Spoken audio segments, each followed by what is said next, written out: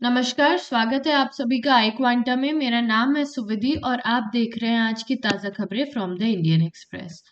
तारीख है 17 मई और दिन है मंगलवार का। चलिए चलते हैं आज की कोट की तरफ। Failure comes only when we forget our ideals and objectives and principle. हमें तभी हार का सामना करना पड़ता है जब हम अपने जो गोल्स हैं, जो प्रिंसिपल्स हैं और जो वैल्यूज हैं, आइडियल्स जिन्हें हम फॉलो करते हैं, उन्हें भूल जाते हैं और एक हैप्पीजार्ड डिजायर से रास्ते पर चलने लगते हैं। Written by Jawaharlal Nehru, very beautiful quote. Coming to the first article of the day, ये तो वॉक द चिंतन एक पॉलिटिकल आर्टिकल है, ये हम नहीं पढ़ेंगे। जो चिंतन शिविर चल रहा है कांग्रेस का, उसके बारे में बात की जा रही है कि किस प्रकार से अलग अलग चीजें चल रही है, लेकिन एट द सेम टाइम अभी लीडर कौन होने वाला है वो ही नहीं पता है कांग्रेस का। Next is capital fire without accountability for employers improving working conditions, tragedies like Mundka fire will reoccur. इसमें नीथा जी ये कहती हैं कि जिस प्रकार से वर्किंग कंडीशंस खराब होती जा रही है, जैसे अभी देखा गया था कि जो मुंडका फायर लगी थी जो दिल्ली के अंदर, वहां पर क्या हुआ था, देखो मैं पहले उसका बैकड्रॉप बताती हूँ कि करीब 27 लोग की जान गई है, जिसमें से 21 विमेन थी। ठीक है, ये भी एक प्रकार की अवॉइडेबल फायर ट्रेजेडी हो सकती थी अगर जो चीजें थी, जो एनओसी था, फायर सर्टिफिकेट था, ये होता फैक्ट्री के पास तो। लेकिन जब देखा गया आखिरी में कि फैक्ट्री के पास फायर सर्टिफिकेट था, तो फैक्ट्री के पास नो ऑब्जेक्टिव ऑब्जेक्शन सर्टिफिकेट भी नहीं था। इसके अलावा जो लाइसेंस था वो कब का रद्द हो चुका था, लेकिन तब भी वहां पर जो प्रोडक्शन है वो चल रहा था। ठीक है, तो परमिशन नहीं थी, इंडस्ट्रियल एक्टिविटी तब भी चल रही थी। और सुप्रीम कोर्ट की जो एक मॉनिटरिंग कमेटी थी, उन्होंने रेड फ्लैग भी दिया था, लेकिन तब भी ये सारी चीजें चल रही थी। ठीक है, फिर क्या हुआ उसके बाद, ये अगर हम देखा जाए तो अभी ये 2022 का इंसिडेंस है। 2019 में भी एक अनाज मंडी इंसिडेंस हुआ था। होता क्या है, देखिए, जो लोअर इनकम पीपल होते हैं उनके लिए बेस्ट जगह होती है मुंडका, अनाज मंडी जैसे।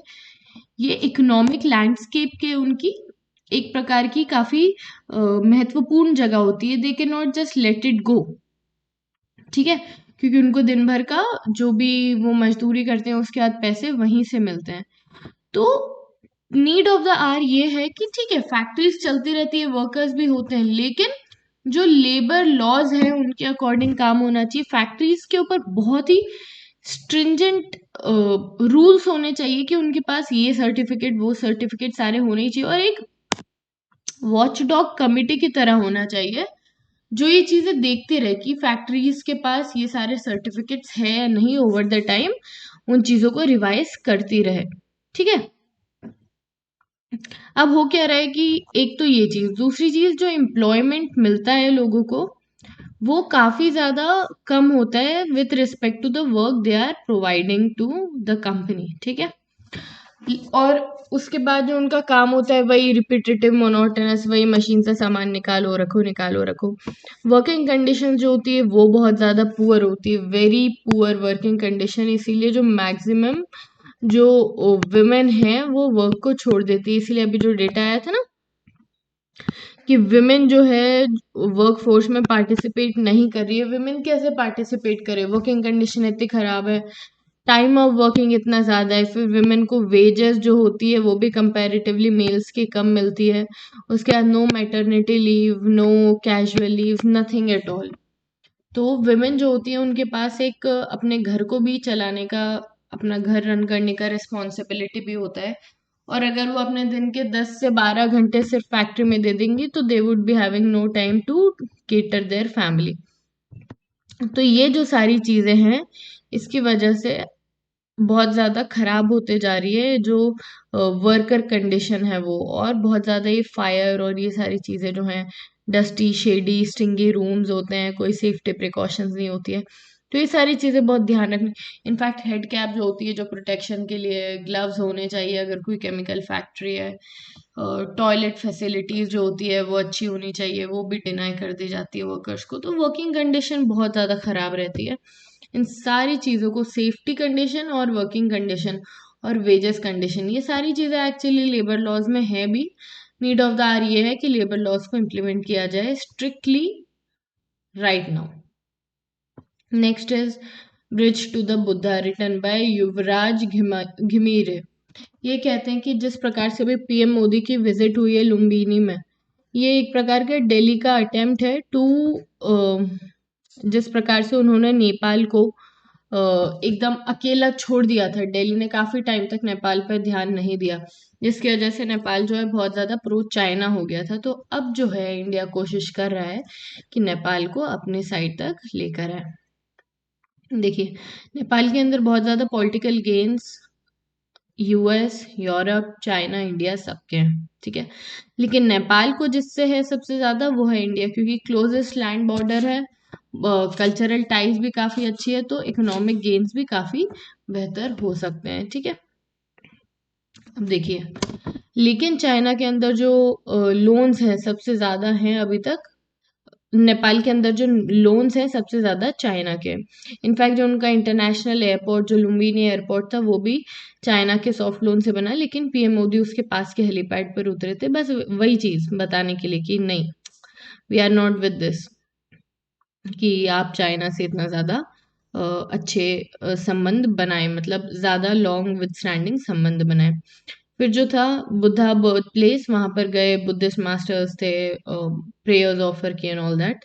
फिर उसके बाद ये एक बात की गई कि एक बुद्धा सर्किट, बुद्धिज्म सर्किट बनाया जाएगा। देखा जाए तो ऑलमोस्ट 500 मिलियन के आसपास जो है बुद्धिस्ट पीपल हैं इन द वर्ल्ड। तो बुद्धा सर्किट जो पूरी जितनी भी, जैसे लुम्बिनी है जो बर्थ प्लेस है बुद्धा की, उसके बाद उन्होंने जहाँ जहाँ पर भी सर्मन्स दिए थे इन इंडिया, इस सारी चीज़ों का एक सर्किट बनाया जाए, एक रूट बनाया जाए, और इसको एज पिलग्रिमेज, ताकि इकोनॉमिक गेन्स भी हो दोनों कंट्रीज की, बहुत अच्छी सॉफ्ट पावर, मतलब एक प्रकार से बहुत ज्यादा अच्छी रेपो डेवलप हो एक दूसरे देश के अंदर, ठीक है। तो इन चीजों की बात की जा रही है। टाइम तो काफी ज्यादा हो चुका है, लेकिन अभी भी अगर ये कदम उठाया जा रहा है इंडिया की तरफ से तो ये कमेंडेबल है, लेकिन ऐसे बहुत सारे कदम उठाने होंगे ताकि हम अपने इमीडिएट नेबर्स को ना खो दे चाइना के हाथों। नेक्स्ट है बाउंड बाय ज्योग्राफी। इसमें राजा मोहन जी कहते हैं कि किस प्रकार से इंडिया जो है अब अच्छे डेवलपमेंट्स चाह रहा है विद श्रीलंका, नेपाल एंड पाकिस्तान, ठीक है।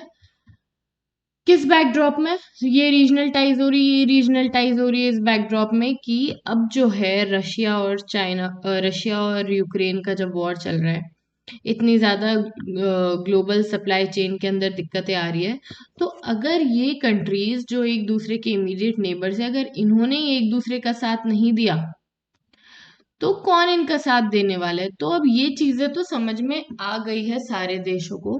तो नीड ऑफ द आवर ये है कि अच्छे टाइज, ये एक बहुत अच्छा समय है कि अच्छे टाइज बना लिए जाए। ऊपर से हर देश की अपनी अपनी हार्डशिप चल रही है, तो इंडिया जो है एक बिग ब्रदर बनकर आ सकता है इन द रीजन, अगर ये चीजों को ध्यान दे और इस समय को अच्छे से एक्सप्लॉइट करे, हार्वेस्ट करे। तो जैसे देखा जाए, हम तीनों देशों की बात समझेंगे, श्रीलंका, नेपाल और पाकिस्तान। सबसे पहले श्रीलंका। श्रीलंका के अंदर जैसे हम जानते हैं कि कितने ज़्यादा हायर ऑयल फूड प्राइसेस चल रहे हैं, पॉपुलर अनरेस्ट चल रहा है, महिंदा राजपक्षे को आउट कर दिया गया। ऐसा सोचा जा रहा था कि वो अगर आएंगे तो इंडिया ही आएंगे फ्ली करके। वैसे भी इंडिया का ट्रेडिशन रहा है कि जो भी वहाँ के जो आउस्ट जितने भी लीडर्स होते हैं, इंडिया उन सबको वेलकम करता है, बीट दलाई लामा और प्रचंडा और may be Mahinda Rajapaksa this time. But वो इधर नहीं आए, लेकिन ये एक प्रकार से बुरा भी साबित हो सकता था, जिस प्रकार से जो जनता है श्रीलंका की बहुत नाराज है उनसे, और अगर इंडिया उन्हें केटर करता तो श्रीलंकन पीपल के बीच में एक प्रकार का नेगेटिव सेंटिमेंट जाता अगेंस्ट इंडिया। बट एनीवे वो इधर आए नहीं, लेकिन जिस प्रकार से बिना गेम्स को देखे श्रीलंका की भी जैसे बहुत ज़्यादा इंडिया से इतनी अच्छी नहीं रह गई थी रेपो, जब से इंडिया ने वहाँ के लिट्टी मेंबर्स को ट्रेन करके उधर भेजा था। जो सिंहलिस्ट लोग थे वो इंडिया को इतने अच्छे तरीके से नहीं देखते थे। लेकिन अब बिना पॉलिटिकल गेन्स को सोचे या इकोनॉमिक गेन्स को सोचे, जिस प्रकार से इंडिया ने श्रीलंका की हेल्प की है ड्यूरिंग दिस टफ टाइम, तो वहाँ के लोगों के बीच इंडिया के वापस से अच्छी रेपो बन रही है, और India should exploit this chance ताकि दोनों देशों के बीच अच्छी रेपो बन पाए for the long run. Next coming to Nepal. Nepal के अंदर क्या चल रहा है? नेपाल कांग्रेस भी एक हेल्म के अंदर है। अब इस टाइम पे उस वो भी रेडीनेस है उनके अंदर भी कि वो इंडिया के साथ टाइज को डीपन करें। ठीक है, जो शेयर्ड कल्चरल ज्योग्राफी है, बेटर मैनेजमेंट है इकोनॉमिक ज्योग्राफी की, ये सारी चीजें की जा सकती है, क्योंकि ये सारी कंट्रीज ज्योग्राफी वाइज अगर देखा जाए तो कितना पास इंडिया के, अगर यही यहाँ पर इतना इंडिया है, यहाँ पर नेपाल आ जाएगा, यहाँ पर श्रीलंका आ जाएगा, और यहाँ पर ही पाकिस्तान आ जाएगा, तो एकदम जो एक बेस्ट प्रोक्सिमिटी है उनकी किसी भी एक बड़े नेशन से, वो इंडिया ही है। और अगर इंडिया को छोड़कर यहाँ पर बसे हुए इतनी दूर चाइना के पास जाएंगे तो इन द लॉन्ग रन ये इंडिया की एक जियो पॉलिटिकल बहुत बड़ी हार होगी। ठीक है, आते हैं वापस नेपाल पर, कि जैसे इंडिया और नेपाल ने काफी सारी चीजें सोची लेकिन नहीं हो पाई। जैसे पिछले 2015 से, जब से केपी शर्मा ओली थे, तब से तो इंडिया और नेपाल के बहुत ही खराब टाइज हो गए थे। कालांबानी इशू पे हो गया था, फिर ये चीज हो गई थी कि इंडिया जो है सारी की सारी बुद्धिस्ट चीजें ऐसा दर्शाता है कि बुद्धिज्म का ओरिजिन इंडिया से हुआ है, बुद्धिज्म पूरा इंडिया का है। लेकिन जो है गौतम बुद्ध, उनका जन्म लुम्बिनी नेपाल में हुआ था, which is around 10 kilometre away from India. तो इस बार जब गए हैं नरेंद्र मोदी जी नेपाल, उन्होंने जाते से यही चीज कही कि गौतम बुद्धा का जन्म लुम्बिनी में हुआ था, that we are not trying to chase out your share of world cultural heritage. ठीक है, तो उसके अलावा इंफ्रास्ट्रक्चर डेवलपमेंट की बात की गई, एक कॉरिडोर बनाने की बात की गई, जो एक पूरा कल्चरल कॉरिडोर होगा, बुद्धिज्म सर्किट होगा, ये सारी चीजों की, trans border transport, energy, trade, इन सब की बात की गई। जो एक ओपन बॉर्डर है इंडिया नेपाल के बीच, उसको और ज्यादा यूटिलाइज करने की बात की गई। तो ये सारी चीजों से नेपाल के साथ भी अच्छे रिलेशंस बनाने की कोशिश की जा रही है। और अभी जो वहाँ के शेर बहादुर देवबा जी हैं, वो खुद भी इंडिया के साथ, वो और उनकी पॉलिटिकल पार्टी भी इंडिया के साथ अच्छे रिलेशंस चाहते हैं। इनफैक्ट उनकी पॉलिटिकल पार्टी और भारतीय जनता पार्टी एक पार्टी वाइज भी अच्छी रेपो मेंटेन करने की बात चाहती है। नेक्स्ट है पाकिस्तान बॉर्डर। तो पाकिस्तान के साथ जैसे करतारपुर साहिब कॉरिडोर 2019 में खोलने की बात की गई थी, ऑल्दो इमरान खान के आने के बाद ये बातें सारी वेल में चली गई। इनफैक्ट रामायण ट्रेल, सूफी श्राइन, ये सारी चीजें भी खोलने की बात की जा रही है ताकि एक सॉफ्ट पावर दिखाई जाए, और ट्रांस बाउंड्री जो कंट्रीज हैं उनके बीच में एक अच्छा, एक जो लोग हैं उनके बीच में एक अच्छा सौहार्द सा बने। इसके अलावा जो है अब जो नए प्राइम मिनिस्टर आए हैं पाकिस्तान में, शहबाज शरीफ जी, वो भी चाहते हैं कि इंडिया के साथ अच्छे रिलेशन हो। Although Pakistani ex prime minister Imran Khan ji कहते हैं कि अगर इंडिया के साथ इन्होंने ट्रेड वापस चालू किया तो इसका मतलब ये जो है लिबरलाइजेशन कर रहे हैं, अपनी कंट्री को बेचना चाह रहे हैं, पर ऐसा कुछ नहीं है। It is good for Pakistan economy only if it trades with India, right. जो चीजें इतनी पास से मिलती है वो इतनी दूर से खरीदने में उन्हें ही ज्यादा नुकसान होता है। और अभी जो नवाज शरीफ, अभी जो कमर जावेद बाजवा जो मिलिट्री हेड हैं, वो भी चाहते हैं कि इंडिया के साथ अच्छे रिलेशंस हो। तो अगर दोनों एग्जीक्यूटिव और मिलिट्री अगर ये चीजें चाहेंगी एक साथ मिलकर, तो दोनों देशों के बीच अच्छे रिलेशंस बन सकते हैं। ठीक है, जबकि जो एक्स प्राइम मिनिस्टर वो बोलते थे कि जब तक 2019 का कॉन्स्टिट्यूशनल चेंज जो कश्मीर का हुआ है वो वापस नहीं होगा, तब तक हम बात नहीं करेंगे। जो फॉरेन अफेयर्स मिनिस्टर है बिलावल भुट्टो जरदारी, उनने पाकिस्तान जो फॉरेन ऑफिस का चार्ज लिया है, वो उनकी ब्यूरोक्रेसी देखती है कि अब कश्मीर इशू का क्या होना चाहिए। अब ये उनके विजडम पर डिपेंड करता है कि वो कितने अच्छे टाइज मेंटेन कर लेते हैं इंडिया के साथ। तो कहने का मतलब है कि करंट ट्रेंड जो है सब कॉन्टिनेंट में, वो बताते हैं कि इंडिया की जो एजेंसी है, जो इंडिया का एक वर्चस्व है, वो कितना ग्रो कर रहा है अभी नेबरहुड में।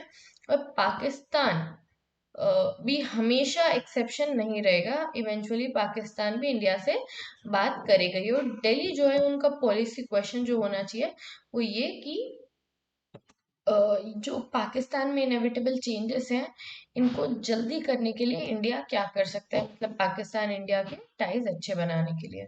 तो ये थे आज के आर्टिकल्स गाइस। अगर आपको आज का लेक्चर पसंद आया हो तो प्लीज इसे लाइक शेयर और सब्सक्राइब कीजिए। Thanks for watching.